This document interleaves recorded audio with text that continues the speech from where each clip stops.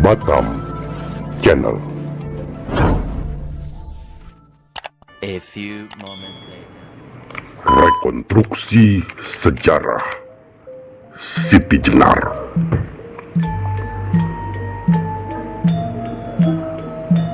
Perlu diketahui, periodisasi para wali penyebar Islam yang bercokol di Jawa. Sejauh ini, banyak pendapat yang menjabarkan datangnya para wali penyebar Islam dari mancanegara dengan berbagai versi.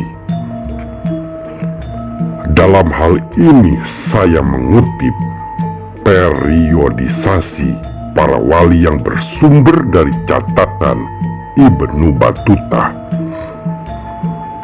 Proses pencatatan itu dalam sejarahnya dilanjutkan oleh Syekh Maulana Maghribi. Mereka mencatatnya dalam kitab Kanjul Ilmi. Hal ini karena informasi dari catatan tersebut juga memuat asal-usul para wali beserta angka tahun yang jelas, dan sebagian besar terdapat informasi spesifikasi bidang masing-masing yang dikuasai.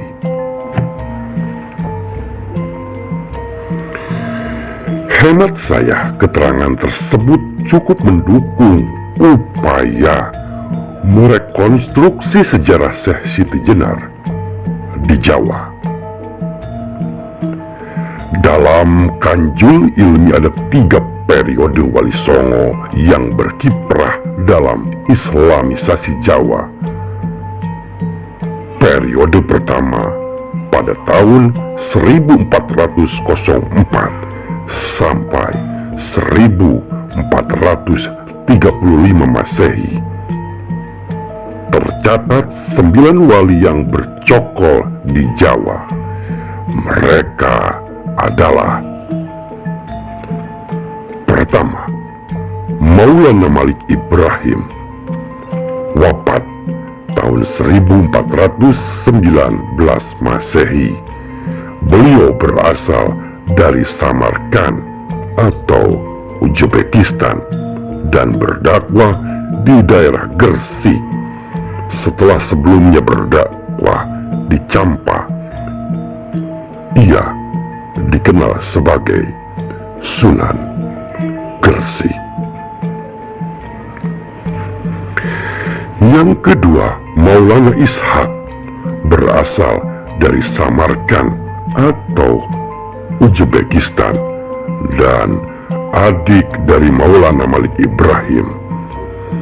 Awalnya ia berdakwah di Blambangan, kemudian menetap di Pasai. Ketiga, Maulana Jumadil Kubro atau Syekh Jumadil Kubro, berasal dari Samarkand atau Uzbekistan. Ia merupakan ayah dari Maulana Malik Ibrahim dan Maulana Ishaq. Ia berdakwah di sekitar keraton Majapahit. Keempat, Maulana Muhammad Al-Maghribi. Beliau wafat tahun 1465 Masehi, berasal dari Maroko. Awalnya ia berdakwah di Jawa Timur dan berpindah-pindah, lalu menetap di Jatinom, Klaten, Jawa Tengah. Kelima, Maulana Malik Israel atau Maulana Abdul Malik Israel. Beliau wafat tahun 1435 Masehi, berasal dari Andalusia dan juga etnis Yahudi Israel, berdakwah di daerah Banten. Yang keenam, Maulana Ali Akbar. Beliau wafat pada tahun 1435 Masehi, berasal dari Persia dan berdakwah di daerah Banten bersama Maulana Malik Israel. Ketujuh, Maulana Hasanuddin. Beliau wafat pada tahun 1462 Masehi, berasal dari Palestina dan berdakwah di daerah Banten. Kedelapan, Maulana Aliyuddin. Beliau wafat pada tahun 1462 Masehi, berasal dari Palestina, berdakwah di daerah Banten. Kesembilan, Syekh Subakir atau Syekh Muhammad Al-Bakir. Beliau wafat pada tahun 1463 Masehi. Penyebar Islam dari Persia ini berdakwah di Jawa Timur bagian selatan. Beliau tidak menetap di Jawa karena kembali ke Persia. Di periode kedua, yakni tahun 1435 sampai 1463 Masehi, ada 3 orang wali yang menggantikan pendahulunya di periode pertama. Namun jumlah wali tetap 9 orang. Mereka adalah: pertama, Raden Ahmad Ali Rahmatullah atau Sunan Ampel. Beliau wafat pada tahun 1481. Beliau datang ke Jawa pada tahun 1421 Masehi dari Campa, sekaligus menggantikan Maulana Malik Ibrahim yang wafat pada tahun 1419 Masehi. Ia disebut juga sebagai Raden Rahmat dan didaulat sebagai sesepuh para wali. Yang kedua, Sayyid Jafar Shadiq. Beliau wafat pada tahun 1550 Masehi. Beliau yang dikenal sebagai Sunan Kudus ini berasal dari Palestina dan menggantikan Maulana Israel yang wafat pada tahun 1435 Masehi. Beliau berdakwah di daerah Kudus dan sekitarnya. Ketiga, Syarif Hidayatullah. Beliau wafat pada tahun 1568 Masehi. Wali yang berasal dari Palestina ini datang ke Jawa pada tahun 1436 Masehi, menggantikan Maulana Akbar yang wafat pada tahun 1435 Masehi. Ia dikenal sebagai Sunan Gunung Jati. Di periode ketiga, yakni pada tahun 1463 Masehi, juga terdapat perombakan susunan para wali. Ada 4 wali baru yang masuk ke dalam susunan Wali Songo, namun jumlah mereka tetap 9.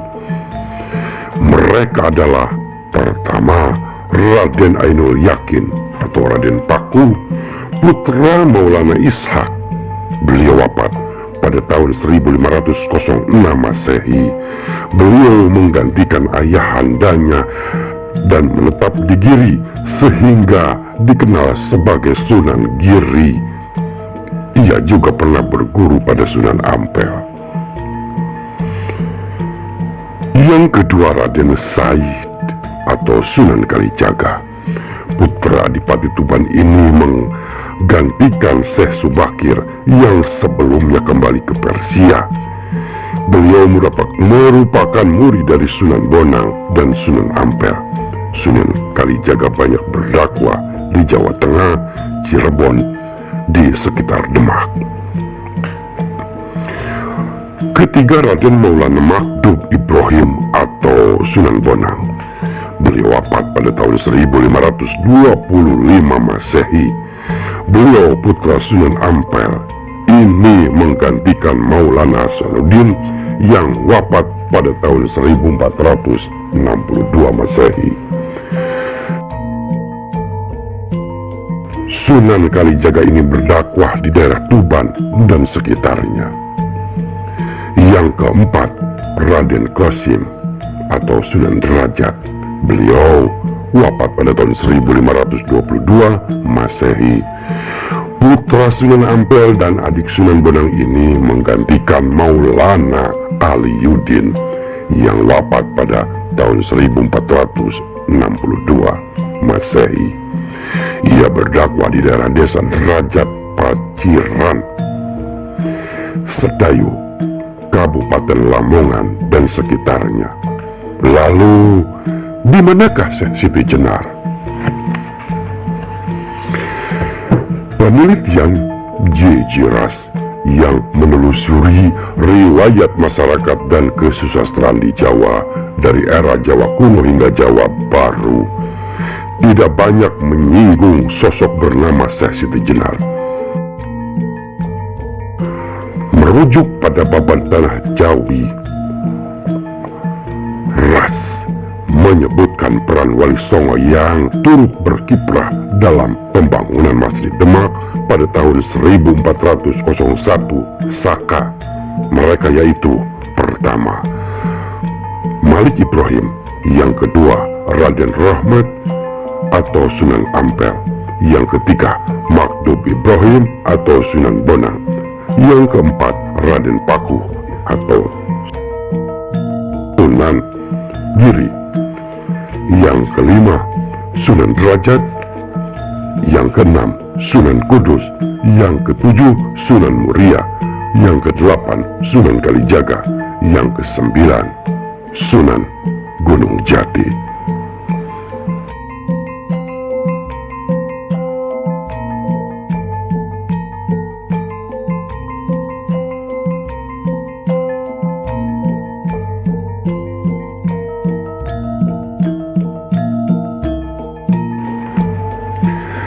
Secara terang benderang, J.J. Ras tidak menemukan Syekh Siti Jenar sebagai salah satu dari 9 anggota Wali Songo. Namun, padanan yang kurang lebih sama dengan para peneliti yang lain, yakni menyatakan bahwa posisi Syekh Siti Jenar erat kaitannya dengan masa penyebaran Islam di Jawa kala itu. Pertentangan ortodok heterodok dalam Islam di Jawa ditandai dengan dihukumnya para penyebar Islam yang dinilai otoritas pemerintah yang berkuasa meresahkan masyarakat. Merujuk pada serat musyawaratan para wali, pertikaian dua keyakinan yang ditengarai berseberangan itu berakhir dengan hukuman mati. Mereka antara lain adalah Syekh Siti Jenar dan Pangeran Pangkung. Namun dalam hal ini J.J. Ras tidak mencantumkan Syekh Siti Jenar sebagai salah satu anggota Wali Songo. Hal ini berbeda dengan penelusuran historis yang dilakukan Ryklefs. Merujuk pada Baban Tanah Jawi, Ryklefs menitik beratkan analisanya pada pengislaman Jawa yang dilakukan oleh 9 orang suci atau Wali Songo. Namun bagi Ryklefs, Baban Tanah Jawi yang beragam itu juga menginformasikan adanya nama-nama dan hubungan yang berbeda. Dari keragaman itu, Ryklefs lalu mengungkapkan nama-nama wali yang biasanya terdapat dalam naskah-naskah yang ditelitinya.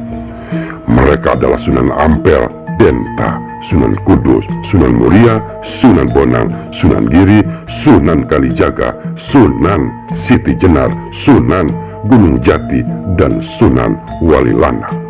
Wali yang ke-10, Sunan Bayat, juga sering disebut-sebut. Dari penelusuran Rick Labs inilah tampak bahwa Syekh Siti Jenar termasuk ke dalam jajaran penyebar Islam atau Wali Songo di Jawa. Seperti halnya J.J. Ras, Rick Labs pun menunjukkan adanya ketegangan antara pemeluk Islam ortodoks dengan heterodoks. Perdebatan antara pemeluk Islam yang berorientasi syariat dengan yang lebih mengedepankan tasawuf. Sebagaimana yang ditunjukkan oleh naskah-naskah berbahasa Jawa yang menggambarkan kesahidan atau keterkutukan 5 guru sufi di Jawa yang dianggap klinik. Mereka adalah: pertama, Syekh Siti Jenar dan Sunan Panggung di era Demak, Ki Bebeluk dari Pajang, Syekh Among Grapa pada masa Sultan Agung, dan Ki Cabolek pada awal abad ke-18. Namun Rick Labs tampaknya masih belum memutuskan kebenaran kisah-kisah tersebut. Tetapi bagi dia, para guru sufi tersebut tidak dikecam lantaran keyakinan agamanya. Akan tetapi, karena mereka telah mengajarkan doktrin-doktrin yang bersifat rahasia kepada khalayak umum. Pandangan lain ditawarkan oleh Agus Sunyoto dalam bukunya Atlas Wali Songo 2012. Agus merujuk pada sumber Babat Demak, Babat Tanah Jawa. Kajian Rikas pada tahun 1996 yang meneliti tulisan tangan milik Raden Ngabehi Suradipura, Serat Walisana, cerita lisan para pengamat Tarekat Amalia, dan naskah Wangsakertan Cirebon. Dalam penelusurannya, Agus mengungkapkan bahwa Syekh Siti Jenar berasal dari seekor cacing yang berubah menjadi manusia. Ini merujuk pada sumber Babat Demak dan Babat Tanah Jawi. Penjelmaan Siti Jenar dari seekor cacing disebabkan lantaran si cacing mendengar wejangan rahasia Sunan Bonang kepada Sunan Kalijaga di atas perahu di tengah laut. Sementara mengutip Rinkers, Agus menulis bahwa Syekh Siti Jenar merupakan putra Sunan Gunung Jati yang bernama Abdul Jalil.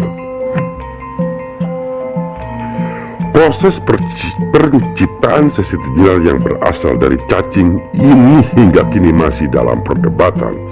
Beberapa persoalan yang muncul terkait dengan hal tersebut adalah: apakah istilah cacing di situ merupakan istilah simbolik, ataukah memang cacing dalam makna yang sesungguhnya?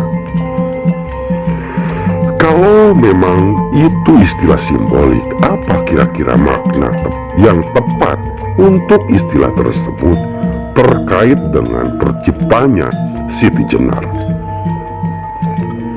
Sebaliknya, kalau memang itu merupakan makna sungguhan atau literal denotatif, bagaimana bisa cacing berevolusi menjadi manusia? Di dalam sains tidak ada evolusi cacing menjadi manusia. Dengan demikian, Syekh Siti Jenar berasal dari cacing itu berada dalam konteks apa? Spiritual atau ilmiah? Kalau memang Syekh Siti Jenar berasal dari cacing, berarti ia tidak mempunyai nasab manusia yang menghubungkan dirinya dengan manusia sebelumnya. Persoalan ini akan dijawab pada bab berikutnya. Thank you for watching. Subscribe, like and share. Batam Channel. A few moments later.